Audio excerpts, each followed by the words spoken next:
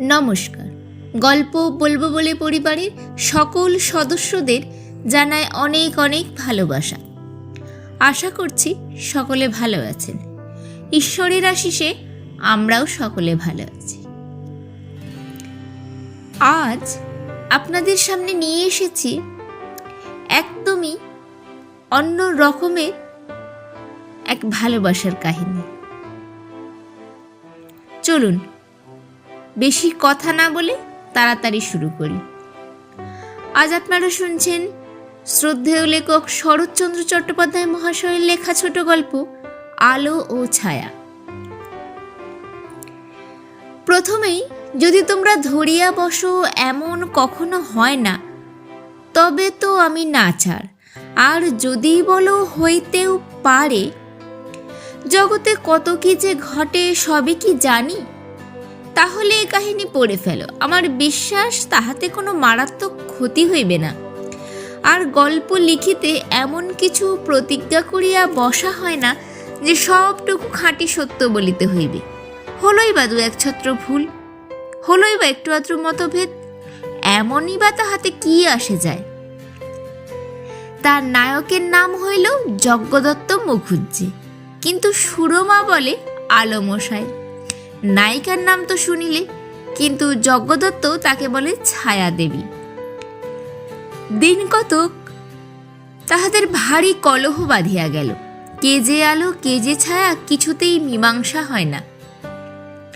শেষে সুরমা বুঝাইয়া দিল, এটা তোমার সূক্ষ্ম বুদ্ধিতে আসে না যে তুমি না থাকিলে আমি কোথাও নাই, কিন্তু আমি না থাকিলে তুমি চিরকাল চিরজীবী, তাই তুমি আলো আমি ছায়া। যজ্ঞদত্ত হাসিল। একতরফা ডিগ্রি পেতে চাও, করো, কিন্তু বিচারটা কোনো কাজের হলো না। সুরমা, খুব হয়েছে, বেশ হয়েছে, চমৎকার হয়েছে আলোমশাই, আর ঝগড়া করতে হবে না। তুমি আলোমশাই, আমি শ্রীমতী ছায়া দেবী। বলিতে বলিতে ছায়া দেবী নানা রূপে আলোমশাইকে ব্যস্ত করিয়া তুলিল। গল্পের এতটুকু তো হলো, কিন্তু এইবার তোমাদের সঙ্গেই দ্বন্দ্বযুদ্ধ না বাঁধিয়া গেলে বাঁচি। তুমি কহিবে ইহারা স্ত্রী পুরুষ, আমি কহিব স্ত্রী পুরুষ বটে, কিন্তু স্বামী স্ত্রী নয়। নিশ্চয়ই তুমি চোখ রাঙাইবে, তবে কি অবৈধ প্রণয়? আমি বলিব খুব শুদ্ধ ভালোবাসা। কিছুতেই তোমরা তাহা বিশ্বাস করিবে না। মুখ ভার করিয়া জিজ্ঞাসা করিবে, কত বয়স? আমি কহিব আলোর বয়স 23 আর ছায়ার বয়স 18। এর পরেও যদি শুনিতে চাও, আরম্ভ করিতেছি। যজ্ঞদত্তের ছোট করিয়া দাড়ি ছাটা, চোখে চশমা, মাথায় ল্যাভেন্ডারের গন্ধ, পরনে কুঞ্চিত ঢাকায় কাপড়, শার্টে এসেন্স মাখান, পায়ে মখমলের কাজ করা স্লিপার। ছায়া স্বহস্তে ফুল তুলিয়া দিয়েছে। লাইব্রেরিতে এক ঘর পুস্তক, বাটিতে বিস্তর দাসদাসী। টেবিলের ধারে বসিয়া যজ্ঞদত্ত পত্র লিখিতেছিল। সম্মুখে মস্ত মুকুট। পর্দা সরাইয়া ছায়াদেবী সাবধানে প্রবেশ করিল। ইচ্ছা চুপি চুপি চোখ টিপিয়া ধরিয়ে পিঠের কাছে আসিয়া হাত বাড়াইয়া দিয়া সম্মুখে দর্পণে নজর পড়িল। দেখিল যজ্ঞদত্ত তাহার মুখ পানে চাহিয়া টিপিয়া হাসিতেছে। সুরমাও হাসিয়া ফেলিল। বলিল, কেন দেখে ফেললে? যজ্ঞ, সেটা কি আমার দোষ? সুরমা, তবে কার? যজ্ঞ, অর্ধেকটা তোমার, অর্ধেকটা ওই আরশিখানার। সুরমা, এখনই আমি ওটা ঢেকে দেব। যজ্ঞ, তা দিও, কিন্তু বাকিটার কি হবে? সুরমা বার দুই নাড়িয়া চাড়িয়া কহিল, আলো মশাই। যজ্ঞ, কেন ছায়া দেবী? সুরমা, তুমি রোগা হয়ে যাচ্ছ কেন? যজ্ঞ, তা তো আমার বিশ্বাস হয় না। সুরমা, তুমি খাও না কেন? যজ্ঞদত্ত হাসিয়া উঠিল। সুরো, কোন্দল করতে এসেছ? সুরমা, যজ্ঞ, আমি তাতে রাজি নই। সুরমা, তুমি বিয়ে করবে না কেন? যজ্ঞ, সে জবাব তো রোজই একবার করে দিয়ে এসেছি। সুরমা, না, করতেই হবে। যজ্ঞ, সুরো, তুমি একটা বিয়ে করো না কেন? সুরমা যজ্ঞদত্তের হাত হইতে পত্রখানি কাড়িয়া লইয়া কহিল, ছি, বিধবার কি বিয়ে হয়? যজ্ঞদত্ত খানিকক্ষণ চুপ করিয়া থাকিয়া কহিল, কে জানে, কেউ বলে হয়, কেউ বলে হয় না। সুরমা, তবে আমাকে এ নিমিত্তের ভাগী করবার চেষ্টা কেন? যজ্ঞদত্ত দীর্ঘ নিঃশ্বাস ফেলিয়া কহিল, তবে কি চিরকাল শুধু আমারই সেবা করে কাটাবে? বলিয়া সে ঝরঝর করিয়া কাঁদিয়া ফেলিল। যজ্ঞদত্ত অশ্রু মুছাইয়া দিয়া কহিল, সুরো, কি তোমার মনের স্বাদ, আমাকে খুলে বলবে না? সুরমা, আমাকে বৃন্দাবনে পাঠিয়ে দাও। যজ্ঞ, আমাকে ছেড়ে থাকতে পারবে? সুরমার মুখ দিয়া কথা বাহির হইল না। দক্ষিণে ও বামে বার দুই মাথা নাড়িতে গিয়া চোখের জল উৎসের মতো ছুটিয়া বাহির হইয়া পড়িল। সুরমা, যজ্ঞদাদা, সেই গল্পটা আবার বলো না। যজ্ঞ, কোনটা সুরো? সুরমা, সেই যে আমাকে যবে বৃন্দাবনে কিনেছিলে। কত টাকায় কিনেছিলে গো? যজ্ঞ, 50 টাকায়। আমার তখন 18 বছর বয়স। বিয়ে এক্সামিন দিয়ে পশ্চিমে বেড়াতে যায়। মা তখন বেঁচে, তিনিও সঙ্গে ছিলেন। একদিন দুপুরবেলায় মালতী কুঞ্জের ধারে একদল বৈষ্ণবী গান গাইতে আসে। তারই মধ্যে প্রথম তোমাকে দেখতে পাই।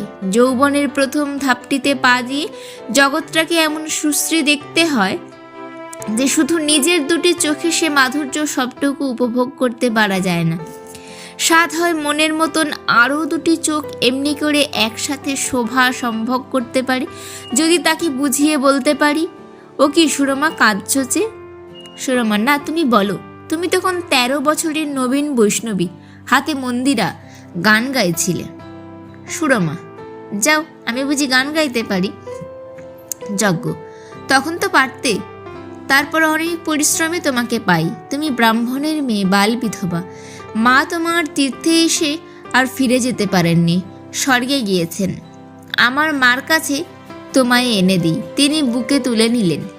তারপর মৃত্যুকালে আবার আমাকেই ফিরিয়ে দিয়ে গেলেন। সুরমা, যজ্ঞ দাদা, আমার বাড়ি কোথায়? যজ্ঞ, শুনেছি কৃষ্ণনগরের কাছে। সুরমা, আমার আর কেউ নেই। যজ্ঞ, আমি আছি, তাই যে তোমার সব। সুরমা। সুরমার চক্ষু আবার জলে ভিজিয়া আসিল। কহিল, তুমি আমাকে আবার বেচতে পারো? যজ্ঞ, না, তা পারি না।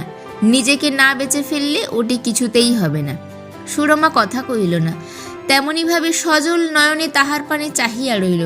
বহুক্ষণ পরে ধীরে ধীরে কহিল, তুমি দাদা, আমি ছোট বোন, আমাদের দুজনার মাঝখানে একটি বউ আনো না দাদা।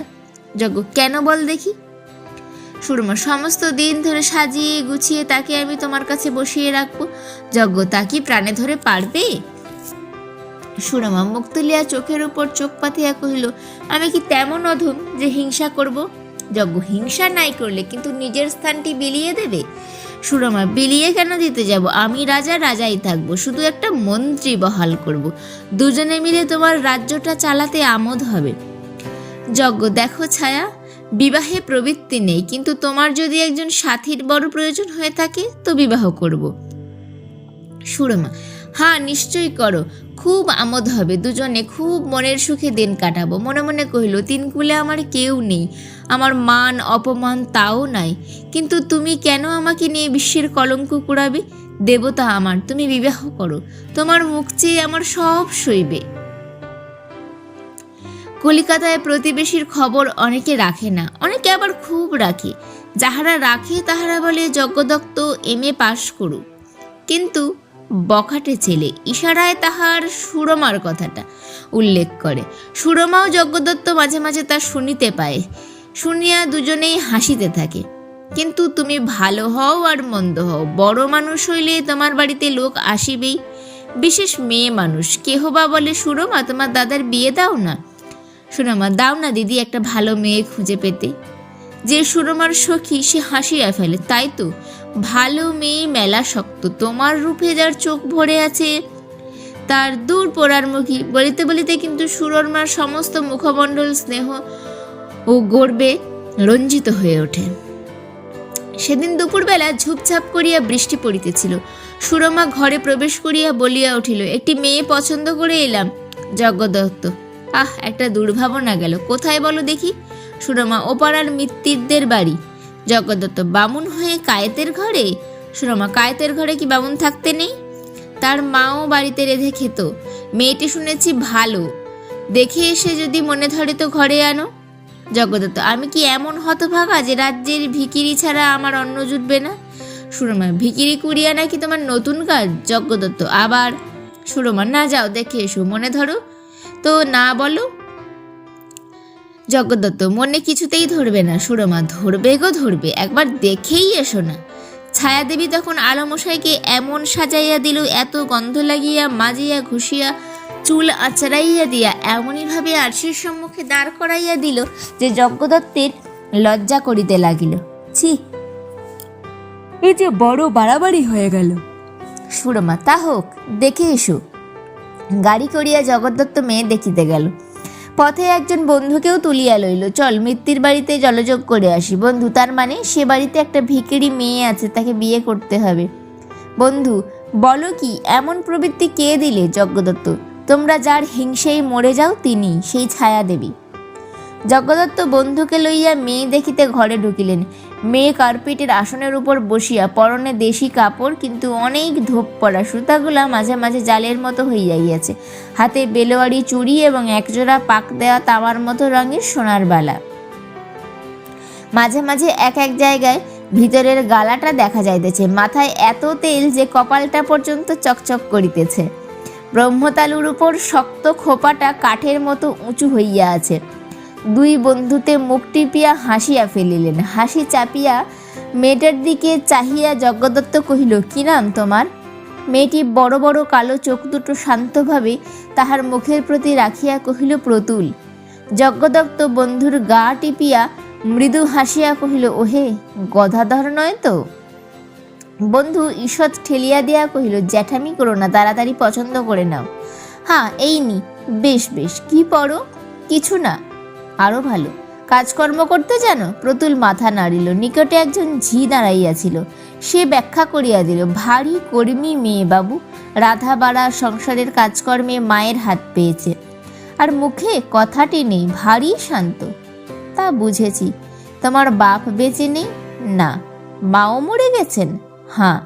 যজ্ঞ দেখতে দেখিল এই হাবা মেয়েটার চোখে জল আসিয়া পড়িয়াছে। তোমার কি কেউই নেই? না। আমার বাড়ি যাবে? সে ঘাড় নাড়ল। এই সময় জানলার দিকে নজর পড়ায় সে দেখিল খড়খড়ির ফাঁকা দিয়া দুটো কালো চোখ যেন অগ্নিবর্ষণ করিতেছে। ভয় পাইয়া সে বলিল, না। বাহিরে আসিয়া মিত্তির মহাশয়ের সাক্ষাৎ লাভ। কেমন দেখলেন? বেশ। বিবাহের তবে দিন স্থির হোক? হোক। 12-13 বৎসরের বালকের হাত হইতে কোনো নির্দয় রসহীন অভিভাবক তাহার অর্ধপাঠিত কৌতুকপূর্ণ নভেলটা টানিয়া লুকাইয়া রাখিলে তাহার যেমন অবস্থা হয়, ভিতরের প্রাণটা ব্যাকুলভাবে সেই শুষ্ক মুখ শঙ্কিত বালককে এঘর ওঘর ছুটিয়া লইয়া বেড়ায়। ভয়ে ভয়ে তীব্র চক্ষু দুটি শুধু যেমন সেই প্রিয় পদার্থটিকে আবিষ্কার করিবার জন্য ব্যস্ত এবং বিরক্ত হইয়া থাকে, আর সর্বদাই যেন কাহার উপর রাগ করিতে ইচ্ছা করে, তেমনিভাবে সুরমা যজ্ঞদত্তের জন্য ছটফট করিতে লাগিল। কি যেন একটা খুঁজিয়া বাহির করিবে। চেয়ার, বেঞ্চ, সোফা, শয্যা, ঘর, বারান্দা সবগুলার উপরেই সে বিরক্ত হইয়া উঠিল। রাস্তার দিকের একটা জানালাও তার পছন্দ হইল না। একবার এটাতে একবার ওটাতে বসিতে লাগিল। যজ্ঞদত্ত ঘরে ঢুকিলেন। কি হলো আলো মহাশয়? আলো মহাশয়ের মুখ গম্ভীর। সুরমা, পছন্দ হলো? যজ্ঞ, হলো। সুরমা, কবে বিয়ে? যজ্ঞ, বোধহয় এই মাসেই। নিরানন্দ উৎসাহে সুরমা কাছে আসিল, কিন্তু কোনরূপ উপদ্রব করিল না। আমার মাথা খাও, সত্যি বলো। কি বিপদ? সত্যিই তো বলছি। আমার মরা মুখ দেখো, বলো পছন্দ হয়েছে? হ্যাঁ। হঠাৎ যেন সুরমার কোনো কথা খুঁজিয়া পাইল না। বালক বালিকারা ধমক খাইয়া কাঁদিবার পূর্বে যেমন এদিক ওদিক ঘাড় নাড়িয়া একটা অর্থহীন কথা বলিয়া ফেলে, সুরমা তেমনই ছেলে মানুষটির মতো মাথা হেলাইয়া গাঢ় স্বরে কহিল, তবে বলেছিলাম তো। যজ্ঞদত্ত নিজের ভাবনায় ব্যস্ত ছিল, তাই বুঝিতে পারিল না যে এ কথার একেবারে কোনো অর্থই নাই। কেননা প্রথমত পছন্দই হবে এমন কথা সুরমা কোনো কালে উচ্চারণ করে নাই। দ্বিতীয়ত সে নিজেও মেয়ে দেখে নাই, বরং এমনটি সে মোটেই আশা করে না যে এত অল্পে পছন্দ হইবে এবং এত শীঘ্র সম্বন্ধ পাকা হইবে। তাই সে সমস্ত দিনটা নিজের ঘরে বসিয়া এই কথা তোলপাড় করিতে লাগিল। 2 দিন পরে কিন্তু যজ্ঞদত্ত অনেক কথা বুঝিতে পারিল। কহিল, সুরো, এ বিয়ে দিয়ে দিও না। সুরমা, বাহ, তা কি হয়? সব যে স্থির হয়ে গেছে। যজ্ঞ: স্থির কিছুই নয়। সুরমা: না, তা হতে পারে না। দুঃখীর মেয়েকে সুখী করবে, এটা ভেবে দেখো। বিশেষ কথা দিয়ে ফেরাবে। যজ্ঞদত্তের প্রতুল কুমারীর মুখ মনে পড়ল। সহিষ্ণুতা ও শান্তভাবের নিগূঢ় ছায়া যেন সেদিন তাহার কালো চোখ দুটিতে সে দেখিতে পাইয়াছিল। তাই সে চুপ করিয়া রহিল। তবু যজ্ঞদত্ত অনেক কথা ভাবিতে লাগিল।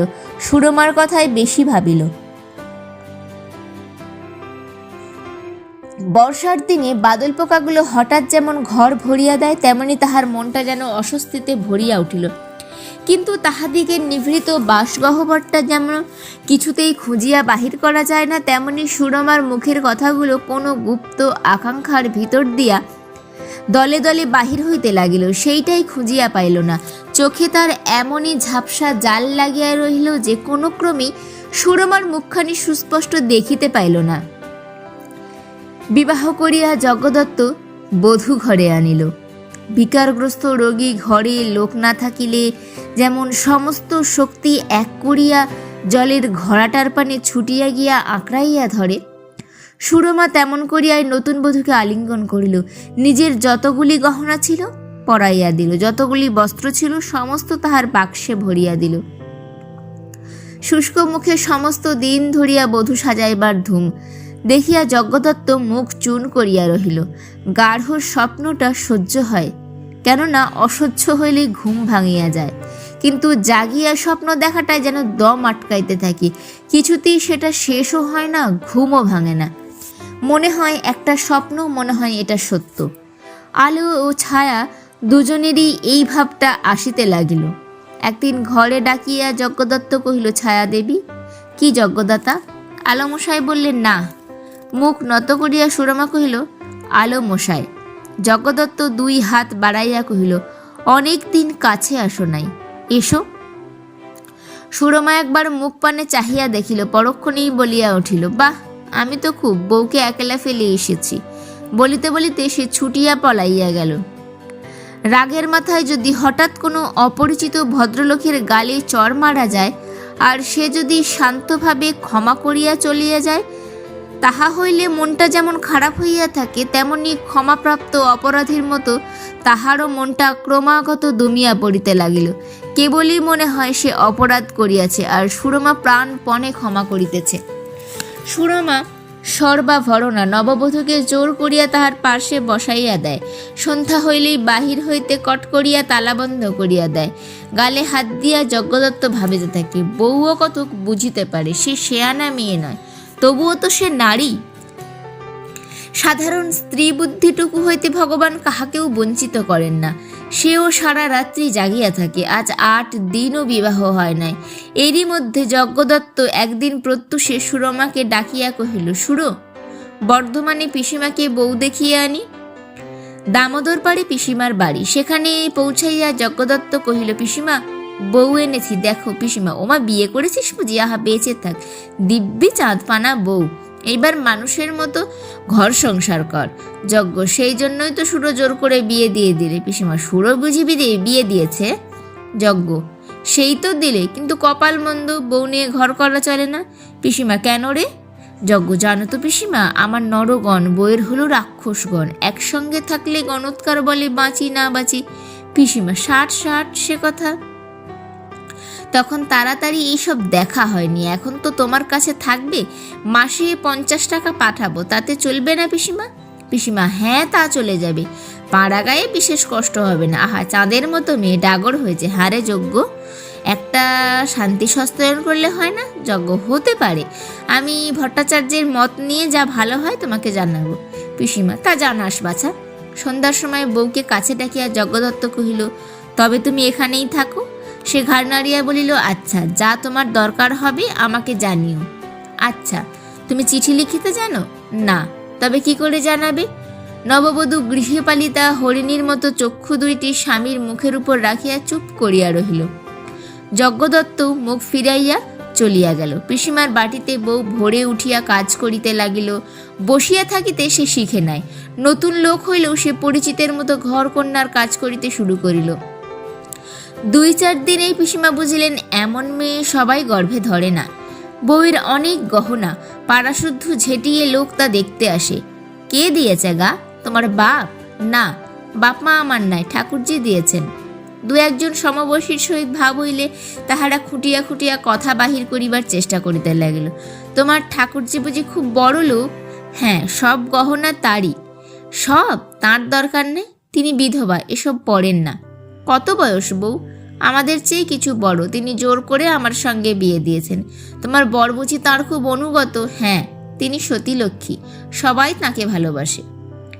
উপরের জানলা হইতে সুরমা দেখিল যজ্ঞদত্ত বাড়ি ফিরিয়া আসিল, কিন্তু সঙ্গে বউ নাই।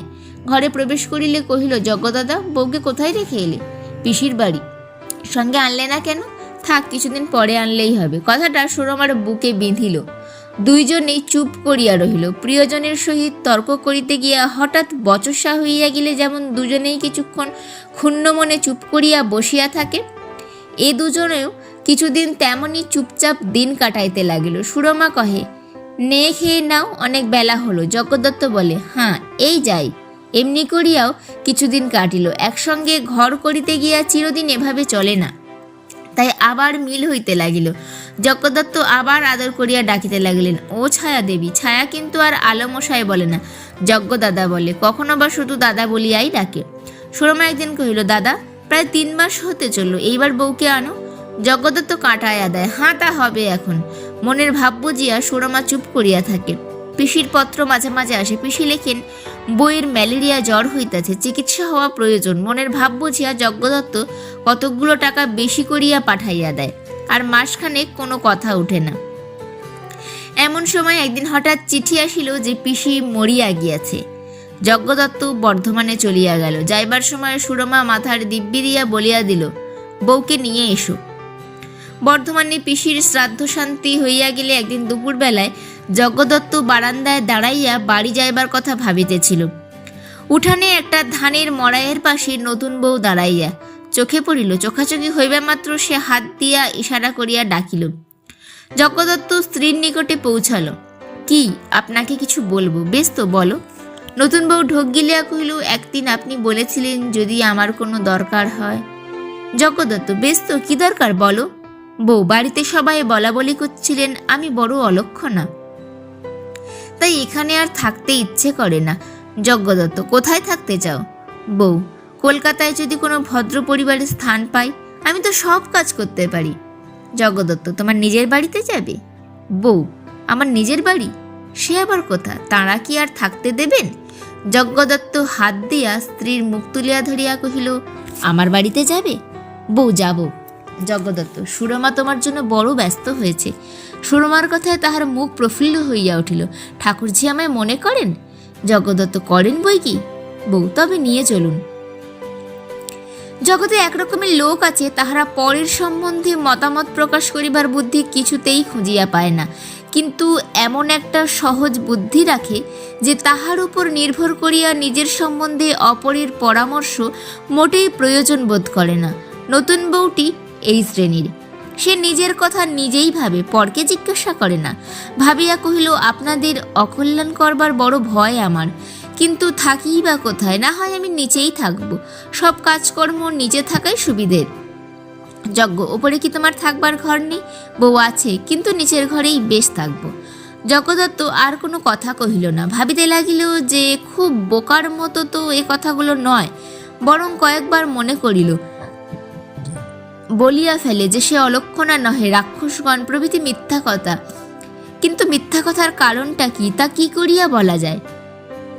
বিশেষ বাড়ি গিয়া সে তাহার অতীত এবং ভবিষ্যৎ ব্যবহারে যে বেশ মিল করিয়া তুলিতে পারিবে, সে ভরসাও মনে করিতে পারিল না। সুরমা দেখিল বউ আসিয়াছে। উগ্র নেশার প্রথম ঝোঁকটা কাটাইয়া দিয়া সে স্থির হইয়াছে, তাই বউ দেখিতে বাড়াবাড়ি করিল না। শান্ত ধীরভাবে প্রিয় সম্ভাষণ করিল। মৌখিক নহে, অন্তর্গত মঙ্গলেচ্ছা তাহার শুষ্ক মুখের উপর জ্যোতি ফিরিয়া আনিল। বউ, কই, ভালো ছিলে না তো? বউ মাথা নাড়িয়া কহিল, মাঝে মাঝে জ্বর হতো। সুরমা তাহার কপালের ঘাম মুছাইয়া বলিল, এখানে চিকিৎসা হলেই সব ভালো হয়ে যাবে। দুপুরবেলা সুরমা সংবাদ পাইল যে বউয়ের জন্য নিচে ঘর পরিষ্কার হইতেছে। অপমানে তাহার চোখে জল আসিল। সংবরণ করিয়া যজ্ঞদত্তের কাছে গিয়া বলিল, দাদা, বউ কি নিচে শোবে? তুমি কিছু বলবে না? আর কি বলবো, যার যা খুশি তা করুক। সুরমা লজ্জা ও ধিক্কারে আপনাকে শাসন করিতে পারিল না, সম্মুখেই কাঁদিয়া পলাইয়া গেল। উপরের গোলযোগটা কিন্তু নিচে পৌঁছিল না। নতুন বউ নতুন করিয়া সংসারের কাজকর্ম লইয়া ব্যস্ত হইয়া পড়িল। ক্রমে ধীরে ধীরে সে সুরমার সব কাজগুলি নিচের হাতে তুলিয়া লইল। শুধু উপরে যায় না, স্বামীর সহিত দেখা করে না। ক্রমে সুরমাও উপর ছাড়িয়া দিল। বউ প্রফুল্ল গম্ভীর মুখে কাজ করিত, সুরমা পাশে বসিয়া থাকিত। একজন দেখাইত কর্ম করিয়া কত সুখ, অপর বুঝিত কর্মস্রোতে অনেক দুঃখ ভাসাইয়া দিতে পারা যায়। দুজনের কেহই বেশি কথা কহে না, তাহাদের সহানুভূতিক্রমে গাঢ়তর হইতে আসিয়া লাগিল। মাঝে মাঝে নতুন বধূর প্রায় জ্বর হয়, 2-4 দিন উপবাস থাকিয়া আপনিই সারিয়া ওঠে। ঔষধে প্রবৃত্তি নাই, ঔষধ খায় না। সে সময়ে কাজকর্মগুলো দাসীতেই করে। সুরমা পারিয়া ওঠে না, ইচ্ছা থাকিলেও সামর্থ্যে কুলায় না। সোনার প্রতিমা সুরমা দেবীর এখন সে রং নাই, সে কান্তি নাই, অত লাবণ্য 2 মাসের মধ্যে কোথায় উড়িয়া গিয়েছে। বউ মাঝে মাঝে বলে, ঠাকুরজি তুমি দিন দিন এমন হয়ে যাচ্ছ কেন? আমি আচ্ছা বউ, শরীরটা ভালো করবার জন্য আমি যদি বিদেশে যাই তোমার কষ্ট হবে না তো? হবে বই কি, তবে যাব না। না ঠাকুরজি যেও না, তুমি ঔষধ খেয়ে এখানেই ভালো হও। সুরমা স্নেহ ভরে তাহার ললাট চুম্বন করিল। একদিন সুরমা যজ্ঞদত্তের খাবার সাজাইতেছিল। যজ্ঞদত্ত তাহার মলিন কৃশ মুখখানি সতৃষ্ণ চক্ষে দেখিতেছিল। সুরমা মুখ তুলিলে সে দীর্ঘ নিঃশ্বাস ফেলিয়া কহিল, মনে হয় মলেই বাঁচি। কেন বলিতেই সুরমার চোখে জল আসে, ভয় হয়। আর কতদিনে প্রাণটাকে বয়ে বেড়াতে হবে? বন্দুকের গুলি খাইয়া বনের পশু যেমন মাটি ছাড়িয়া আকাশে পলাইবার জন্য প্রাণপণে লাফাইয়া ওঠে, কিন্তু আকাশ তাহার কেহ নয়, তাই সে আশ্রয়শূন্য মরণাহত জীব শেষে চিরদিনের আশ্রয় পৃথিবীকেই জড়াইয়া ধরিয়া প্রাণত্যাগ করে। তেমনি ছটফট করিয়া সুরমা প্রথমে আকাশপানে চাহিয়া দেখিল, তারপর তেমন করিয়াই ভুল ইন্ত্রিত হইয়া কাঁদিতে লাগিল। যজ্ঞদাদা, আমাকে ক্ষমা করো, আমি তোমার শত্রু, আমাকে কোথাও পাঠিয়ে দিয়ে তুমি সুখী হও, তখনই হয়তো দাসী আসিয়া পড়িবে। যজ্ঞদত্ত হাত ধরিয়া তাহাকে তুলিয়া ধরিল, সস্নেহে অশ্রু মুছাইয়া কহিল, ছি, ছেলে মানুষই করো না। অশ্রু মুছিতে মুছিতে সুরমা তাড়াতাড়ি ঘরে গিয়া দ্বার রুদ্ধ করিয়া দিল। তারপরে একদিন সুরমা বউকে টানিয়া কাছে লইয়া কহিল, বউ, দাদা কি কখনো তোমাকে কিছু বলেছেন? বউ সহজভাবে উত্তর দিল, কি আবার বলবেন? তবে তুমি কখনো তার কাছে যাও না কেন? তোমার কি যেতে ইচ্ছা করে না? বউয়ের প্রথমটা লজ্জা করিতে লাগিল, পরে মুখ নত করে কহিল, করে দিদি, কিন্তু যাবার তো জো নেই। কেন বউ, তোমার কি মনে নেই? কই না। ও, তুমি বুঝি ভুলে গেছো ঠাকুরজি, আমার যে রাক্ষসগণ, ওর নরগণ। কে বলেছে? উনিই পিসিমাকে বলেছেন। তাই তো। সুরমা শিহরিয়া উঠিল। এ যে মিছে কথা বউ, মিছে কথা। চক্ষু বিস্ফারিত করিয়া সে সুরমার মুখপানে চাহিয়া রইল। সুরমা বারবার শিহরিয়া উঠিল। মিছে কথা বউ, ভয়ানক মিছে কথা। আমার বিশ্বাস হয় না উনি মিছে কথা বলবেন। সুরমা আর সহিতে পারিল না, 2 বাহুর মধ্যে দৃঢ় করিয়া আলিঙ্গন করিয়া ফুকারিয়া কাঁদিয়া উঠিল, বউ, আমি মহাপাতকী। বধূ আপনাকে ছাড়াইয়া লইয়া ধীরে ধীরে কহিলেন, কেন ঠাকুরজি? উফ, আর শুনতে চেও না, আমি বলতে পারবো না। ঝড়ের মতো সুরমা যজ্ঞদত্তের সম্মুখে আসিয়া পড়িল। বউকে এমন করে ঠকিয়ে রেখেছ? উফ, কি ভয়ানক মিথ্যাবাদী তুমি। যজ্ঞদত্ত অবাক হইয়া গেল। ও কি সুরো, কৃতবিদ্য তুমি! ছি ছি, তোমার লজ্জা হওয়া উচিত। যজ্ঞদত্ত অর্থ বুঝিল না, শুধু কটু কথা শুনিতে লাগিল। কি ভেবে বিয়ে করেছিলে? কি ভেবে ত্যাগ করে আছো? আমার জন্য? আমার মুখ চেয়ে এই প্রতারণা করে আসছো? সুরমা, পাগল হয়ে গেলে? পাগল আমি? তোমার চেয়ে আমার জ্ঞান আছে, দাও আমাকে কোথাও পাঠিয়ে। সুরমার চক্ষু রক্তবর্ণ, হাঁপাইতে হাঁপাইতে কহিল, এক দ্বন্দ্বও আমি এখানে থাকতে চাই না। ছি ছি। যজ্ঞদত্ত চিৎকার করিয়া বলিল, কি বলছো? বলছি তুমি মিথ্যাবাদী, প্রতারক। নিমেষে যজ্ঞদত্তের মাথার ভিতর আগুন জ্বলিয়া উঠিল। অকারণে মনে হইল তাহার ভিতরের অন্তরটা বাহির হইয়া তাহার সহিত যুদ্ধ করিতে রাখিতেছে। জ্ঞান শূন্য হইয়া সে টেবিলের উপর উপস্থিতি ভারী রুলার তুলিয়া লইয়া চিৎকার করিয়া কহিল, আমি অধম, আমি প্রতারক, আমি মিথ্যাবাদী, এই তার প্রায়শ্চিত্ত করছি। বিপুল বলের সহিত যজ্ঞদত্ত সমস্তকে ভীষণ আঘাত করিল। মাথা ফাটিয়া ঝরঝর করিয়া রক্তস্রোত বহিল। সুরমা অস্ফুটে ডাকিল, মাগো। তারপর অচৈতন্য হইয়া ভূমিতলে পড়িয়া গেল। যজ্ঞদত্ত তাহা দেখিল তাহার সমস্ত মুখ রক্তে ভাসিতেছে, চোখের ভিতর রক্ত ঢুকিয়া সমস্ত ঝাপসা বোধ হইতেছে। সে উন্মত্তের মতো বলিয়া উঠিল, আর কেন? এই সময় পিছন হইতে কে ধরিয়া ফেলিল। ফিরিয়া দেখিল স্ত্রী, কাঁদিয়া বলিল, তুমি? স্কন্দের উপর মাথা রাখিয়া সেও মূর্ছিত হইয়া পড়িল। সুরমা যেমন করিয়া নিচে হইতে উপরে ছুটিয়া আসিল, নতুন বধূ তাহাতে আশ্চর্য ও শঙ্কিত হইয়া নিঃশব্দে পিছনে আসিয়া দ্বারের বাহিরে দাঁড়াইয়া সব কথা শুনিল, সব কাণ্ড দেখিল। অনেকখানি সত্য তাহার মাথার ভিতরে সূর্যের আলোকের ন্যায় প্রতিভাত হইল। তাহারও বক্ষস্পন্দন দ্রুত হইয়া আসিয়াছিল, চক্ষের বাহিরে কুজ্ঝটিকার সৃষ্টি হইতেছিল। কিন্তু সে আপনাকে সামলাইয়া লইয়া বিপদের সময় স্বামীকে ক্রোড়ে করিয়া বসিল। 6 দিন পরে ভালো করিয়া জ্ঞান হইলে সুরমা জিজ্ঞাসা করিল, দাদা কেমন আছেন? দাসী কহিল, ভালো আছেন, আমি দেখে আসব। কিন্তু উঠিতে গিয়া আবার শুইয়া পড়িল। দাসী কহিল, তুমি বড় দুর্বল, তাতে জ্বর হয়েছে, উঠো না, ডাক্তার বারণ করেছে। সুরমা আশা করিল যজ্ঞদাদা দেখিতে আসিবে, বউ দেখিতে আসিবে। 1 দিন 2 দিন করিয়া ক্রমে 1 সপ্তাহ অতীত হইয়া গেল, তবু কেহ আসিল না, কেহ খোঁজও লইল না। জ্বর সারিয়াছে, কিন্তু বড় দুর্বল, উঠিতে চেষ্টা করিলে হয়তো উঠিতে পারিত, কিন্তু বিষম অভিমানে তাহার শয্যা ত্যাগ করিতে প্রবৃত্তি হইল না। নিজের মনে ফুলিয়া ফুলিয়া কাঁদিত, চোখ মুছিয়া ভাবিত তাহাদের আলো ও ছায়ার কাহিনী। দীপ্ত আলো ও গাঢ় ছায়া লইয়া তাহারা খেলা আরম্ভ করিয়াছিল, এখন আলো নিভিয়া আসিতেছে। মধ্যাহ্নের সূর্য পশ্চিমে ঝুঁকিয়াছে, গাঢ় ছায়া তাই অস্পষ্ট ও বিকৃত হইয়া প্রেতের মতো কঙ্কালসার হইয়াছে। অজানা অন্ধকারের পানে সে ছায়া যেন মিশিয়া যাইবার জন্য ধীরে ধীরে সরিয়া যাইতেছে। কাঁদিয়া কাঁদিয়া সুরমা ঘুমিয়া পড়িল। গায়ের উপর তপ্ত হস্ত রাখিয়া কে যেন ডাকিল, দিদি। সুরমা উঠিয়া বলিল, কি বউ? চক্ষু তাহার রক্তবর্ণ, মুখ শুষ্ক, ওষ্ঠদ্বয় যেন কালি মাখা। কেন বউ, কি হয়েছে তোমার? কি হয়েছে আমার? তুমি আমাকে এ বাড়িতে এনেছিলে, তাই বলতে এসেছি দিদি। ছুটি দাও আমাকে, আমি যাব। কেন দিদি, কোথায় যাবে? নতুন বধূ সুরমার পায়ের উপর মাথা রাখিয়া লুটাইয়া পড়িল। সুরমা দেখিল তাহার দেহ অগ্নির মতো উত্তপ্ত। এ যে বড় জ্বর হয়েছে। এমন সময় একজন দাসী চিৎকার করিয়া ছুটিয়া আসিল, দিদি, বউ কোথায় গেল? ও মা, জ্বরের ঝোঁকে পালিয়ে এসেছেন। আজ 8 দিন বেহুশ হয়ে পড়েছিলেন। মাগো, কি করে এলেন? 8 দিন জ্বর? ডাক্তার দেখেছ? কেউ না দিদি, কেউ না। পরশুদিন সকালবেলাও বৌমা 1 ঘন্টা কলতলায় মাথা পেতে বসেছিলেন। এত মানা করলুম, কিছুতেই শুনলেন না। সন্ধ্যার পূর্বে সুরমা যজ্ঞদত্তের ঘরে গিয়া কাঁদিয়া পড়িল, দাদা, বউ আর বাঁচে না। বাঁচে না? কি হয়েছে? আমার ঘরে এসে দেখো দাদা, বউ বুঝি বাঁচে না। 2-3 জন ডাক্তার আসিয়া দেখিয়া বলিল, প্রবল বিকার, সমস্ত রাত্রি বিফল পরিশ্রম করা তাহারা ভোরবেলায় চলিয়া গেল। সমস্ত রাত্রি যজ্ঞদত্ত মাথার শিহরে বসিয়া রইল, কতবার মুখের কাছে মুখ লইয়া গেল, বধূ কিন্তু স্বামীকে চিনিতে পারিল না। ডাক্তার চলিয়া গেলে যজ্ঞদত্ত কাঁদিয়া উঠিল, বউ, একবার চেয়ে দেখো, একবার বলো ক্ষমা করলে।